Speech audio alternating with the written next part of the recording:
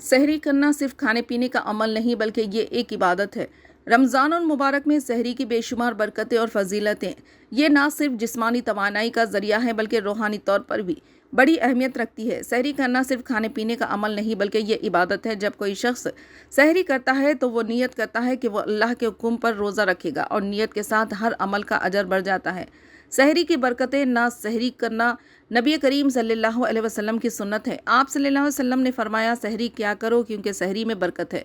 सहरी खाने से रोज़े के दौरान जिस्म को ज़रूरी ग़िज़ायत और तवानाई मिलती है जो दिन भर इबादत और काम में मदद देती है। अल्लाह की रहमत और फरिश्तों की दुआएं। नबी करीम सल्लल्लाहु अलैहि वसल्लम ने फरमाया, अल्लाह ताला और इसके फरिश्ते सहरी खाने वालों पर रहमत भेजते हैं। सहरी का वक्त तहज्जुद और दुआ के लिए निहायत मौजू होता है। ये वो वक्त है जब अल्लाह ताला दुआएं कबूल फरमाता है। सहरी करने से रोज़ा रखने में आसानी होती है और दिन भर ज़्यादा मशक्क़त महसूस नहीं होती। सहरी के लिए चंद मुफीद तजावीज़: हल्की मगर ग़िज़ायत से भरपूर खुराक खाएँ, जैसे खजूर, दूध, फल, दही और रोटी।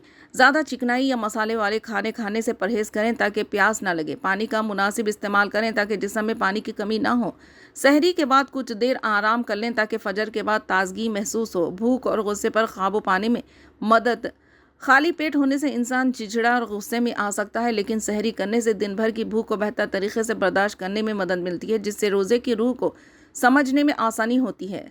सहरी सेहत के लिए भी फ़ायदा मंद है। जदीद तहक़ीक़ के मुताबिक सुबह के वक्त हल्की ग़िज़ा खाने से मेटाबॉलिज़्म बेहतर होता है और दिन भर जिस्म को तवानाई मिलती है। ख़ास तौर पर रोज़े में सहरी जिस्म को डिहाइड्रेशन से बचाने में मदद देती है। अगर कोई शख्स बग़ैर सहरी के रोज़ा रखे तो इसे ज़्यादा भूख और प्यास लगेगी, जो कि इबादत पर असर डाल सकती है।